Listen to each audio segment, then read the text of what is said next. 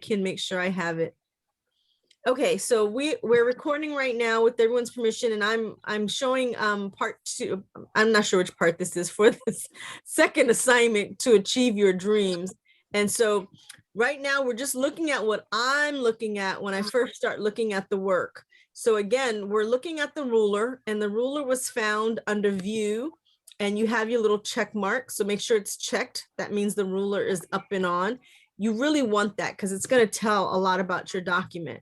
So when I click on that first line, I'm noticing that the center tool is highlighted. So that means that Gloria actually centered this properly. She didn't try to push it out using her space bar. She actually went ahead and typed it and highlighted and centered it. So that's good to know. And so I'm just moving down the line and clicking randomly into any of these sentences to make sure that they're all centered, and they are. So that's something that I check to make sure people are doing correctly.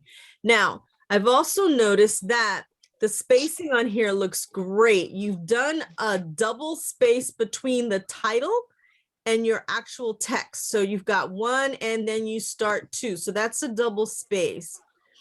And then from each line, it's 1 space like the next line. So these are singled out. Here's one, you hit enter, there's another, you hit enter, there's another. So you have spaced it out right there pretty good. All right, so now what we're going to do is we're going to talk about sorry, move that over there. We're going to talk about the rest of the document and the rest of the spacing. I'm just going to ask that everybody goes on mute while I'm recording, so that way we're able to not pick up additional background. All right.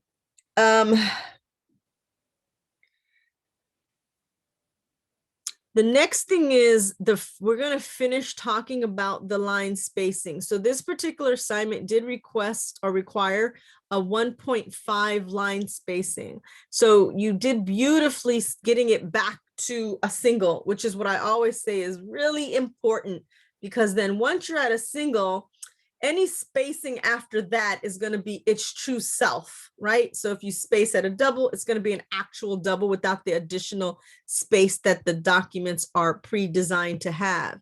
So I'm going to go ahead and highlight this sentence, well, actually the whole section, all of the text except the title, right? All the text except the title should really be a 1.5 line spacing. So the first step is to highlight everything that you want affected by this change. And then you're going to go on your home ribbon, and you're going to go to the paragraph launch button, which is this guy right here. When you click on that, that's going to give you all of your paragraph settings, and this is your paragraph dialog box. Every time these box pops up, they're called dialogue box. And I say that because they do talk to you. They're letting you know what's going on inside. And then you're talking back by making changes that you make right in this dialogue box. So Gloria's indentations are beautiful. Zeros up and down, no spacing before or after the cursor. And then her line spacing is a single, just like we thought it was. Now what we're going to do is click on line spacing and choose the 1.5 lines. So the 1.5 lines is now basically letting me know that the line spacing is going to be more than a single, but not quite, you know, not quite a double, not quite a single, but just a space in a little bit. So with that information, that means that I'll be able to have my text, my sentences not so close, but not so far, kind of like Goldilocks, the perfect setting, right? Perfect cheer. So there's the 1.5 line spacing. And when I say, okay, wow, it's like the pants at Thanksgiving. It just opened up just a little bit. Like let them out just a little bit so you can enjoy the rest of your meal, right? It just filled out the page, and I'm shrinking the paper just so that you can see you're still on one page, but now everything isn't quite on top of each other. They're kind of like spaced out a little bit, which is a great look. Okay, so that's the line spacing. And again, you just have to highlight the text, make sure you're home, and then go through the launch button to do so. All right, now let's talk about the next thing, which are the alphabets and the order in which this is in. So the instructions said that you had to put everything in alphabetical order. And that's exactly what happened here. Avoid negative sources, people, places, things, and habits. Perfect. Believe in yourself, consider things, don't give up, don't give in, enjoy life today. Yesterday is gone, tomorrow may never come. Family, friends are hidden treasures, seek them, enjoy the riches.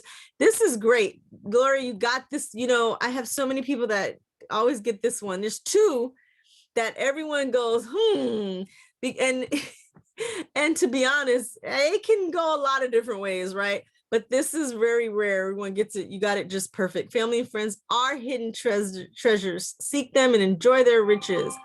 Give more than you plan to. Hang on to your dreams. Ignore those who try to discourage you. Just do it, Nike says. Keep trying no matter how hard it seems. It will get easier. Love yourself first and most. Make it happen. Never lie, cheat, or steal. Always strike a fair deal. Open your eyes and see things as they really are. Practice makes perfect. Quitters never win and winners never quit. Read, study, and learn about everything important in your life. Stop procrastinating. Take control of your own destiny. Understand yourself in order to better understand others. Visualize it. Want it more than anything. Accelerate your efforts. Thank you for leaving the accelerate your efforts. We'll talk about this during the spell check part of it because this is an issue for spell check. And this, here we go. You are unique of all God's creations. Nothing can replace you. You win the trophy. You got both of those sentences. This one right here, it's like a diamond in the rough. No one ever gets this one correct because it can be manipulated so many different ways, but that is how it is exactly meant to be read. So thank you. That's perfect. Zero in on your target and go for it. So all your sentences are great. They all make sense. So now we should do what we call cleanup.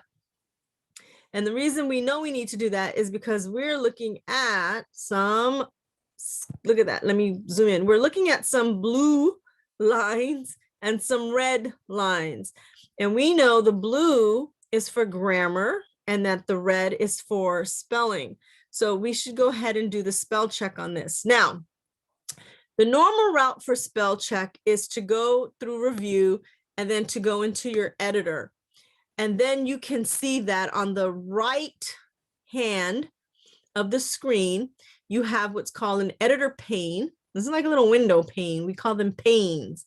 And this is the editor pane. And it's showing you that you have a total of 5 things that they're suggesting. How nice are they? They are suggesting that you can adjust.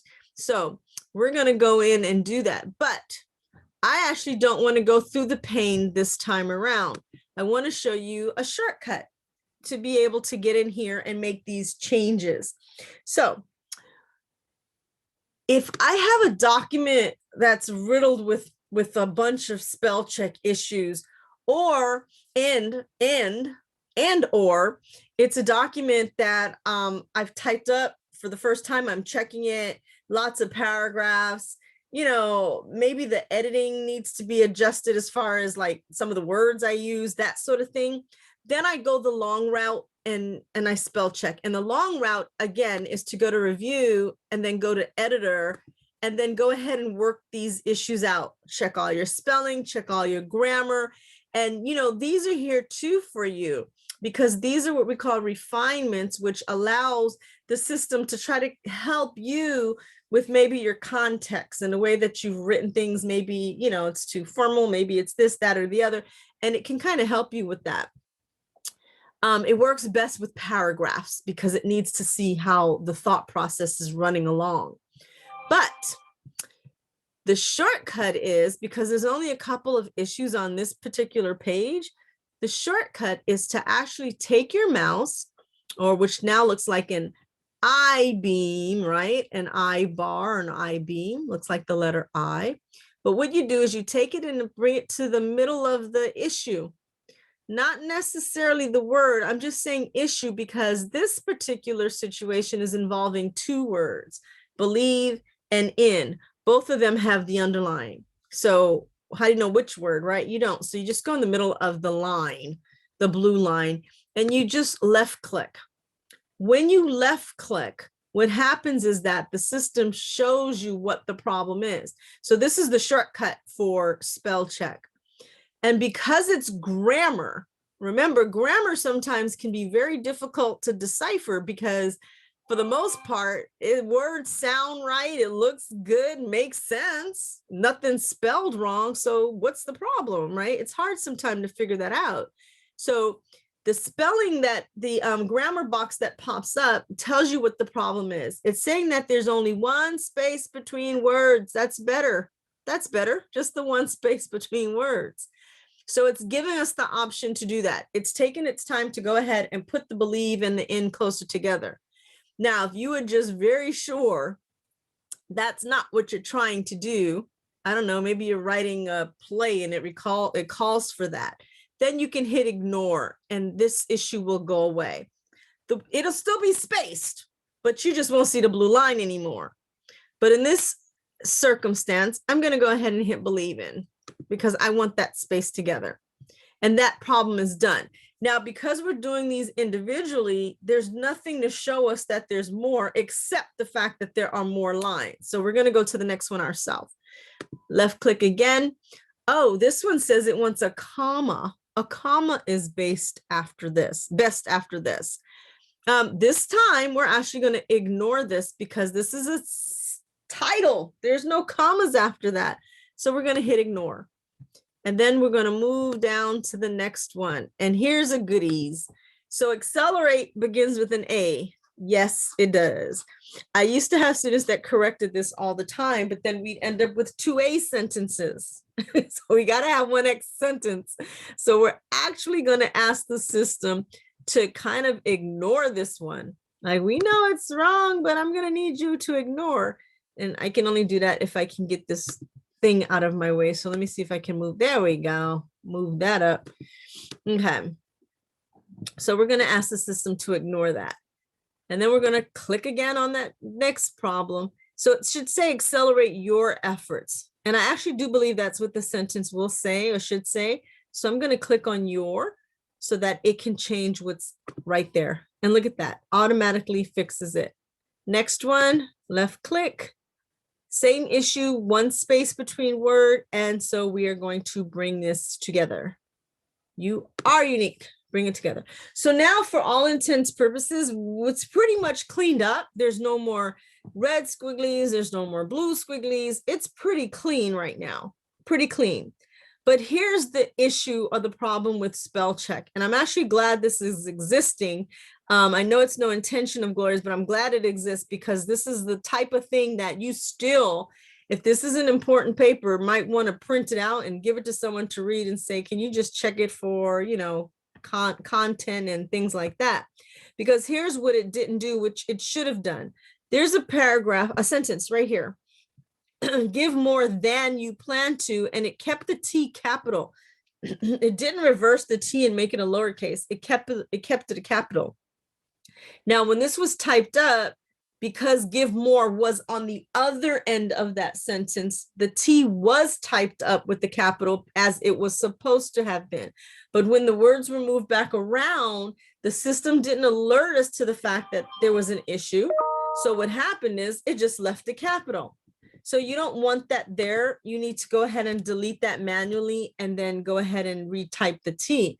But this was a great example of how spell check is as fabulous as it can be. It still isn't 100% perfect, and it still will leave some things that it shouldn't, like also maybe a period at the end of the sentence. And that's grammar. It should have picked it up. If that was in if that sentence was in a paragraph, it probably would have picked that up. Okay, so now let's make this a little smaller. And before I move on to the next half, I do want to ask, are there any questions? Oh, wait, I see another one I didn't see before. Look at creations. Ooh, right click. And okay, so it wants clause because they're saying they're both standalone sentences.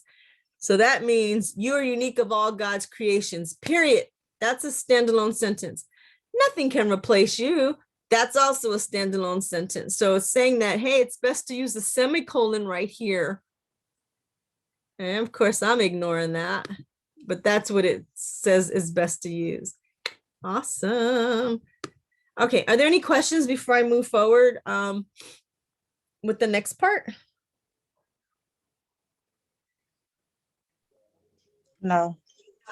No. No questions? Okay, moving forward. All right, so let's talk about the pictures and let's check to see if they've actually been formatted correctly. And how do I check that? By moving them around. There we go. So what's happening right now as I'm moving these words around? Oh, I kind of like that. It's like a stair winding case, like one of those winding staircases situations. The words are moving as I'm moving the pictures around. And also too, notice that when Gloria had the picture up here on top, the top title was kind of on 2 lines, right? Now, in the actual assignment, it should be on 3 lines, but it had it on 2 lines. So what that means is that the picture was actually controlling how many words fit on the line. Watch when I move the picture, that entire sentence comes back, or I should say the title comes back as 1 because the pictures were affecting it. All right, so first things first is this should actually be, it should actually be 2 different lines. I think it's to achieve your dreams, remember your, and I think it's actually 3, remember your ABCs. I think that's how the title should look. So I went and I hit enter. Let me just slow down and do that again. So I'm breaking this title up. It should be 3 different lines. So to achieve your dreams is on 1. So after the dreams, I'm going to hit enter. That's going to cause everything on the right side of enter to come down. And then remember your ABCs. I'm going to click in front of ABCs so I can get everything to come down when I hit enter. And that's actually how it should be done. But because the pictures are, look at that, they're moving it around. The format on this has to be tight or square. It's hard to tell which one just by moving the picture because the picture is square itself. So whether it's tight or square, it just moves that way. But regardless, it's either one. So that's why it's causing the words to move. And so then you have to balance that out so that you put another picture to get the words to move back over, right? The one picture is pushing it, yeah, get out of my way.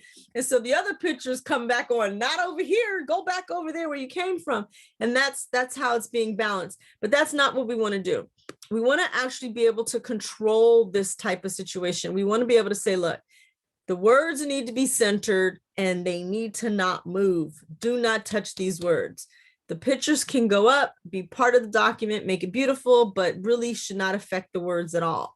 So that's just a switch in the format. So instead of choosing drum roll square, we're going to actually choose in front of, because in front of tells the words. See, remember, these layouts, this wrapping, the text wrap layouts for your pictures is not necessarily for your pictures. Most of the time it's for your words, the relationship the picture has with your words. So in front of means, and this is like the words talking, the words are saying, look, you can come so close to me, I'm not moving. And if you have to get in front of me, fine, step in front of me, I'm still not moving. And that's what you need right now in this particular relationship, because you don't want the words to move. You don't want the pictures to push the words and kind of bully them around the paper. I say bully, but that's not really what I mean, because of course, the design idea behind square or tight is that the words can disperse so the picture can fit in and feel like it's part of the entire document. That happens through square or tight. So it's really important to know that that's why that's there. That's what those layouts are for.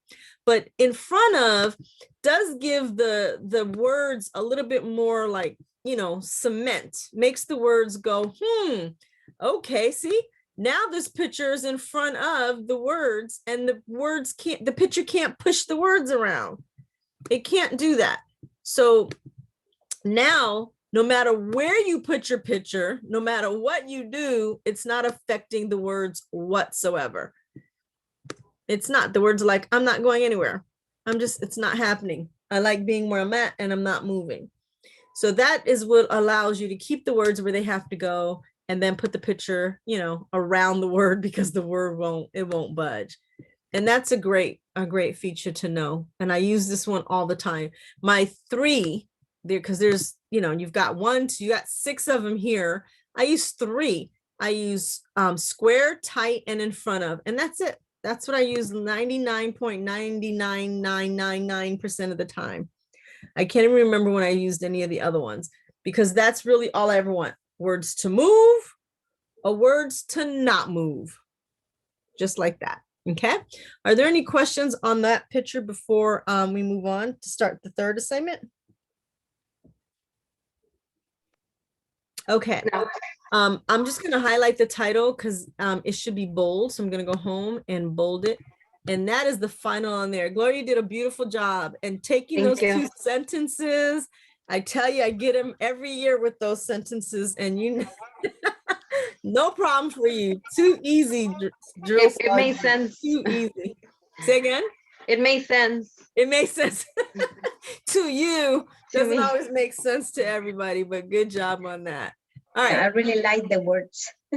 Yes. You know what? It's so funny because that is, let me stop this so I can go ahead and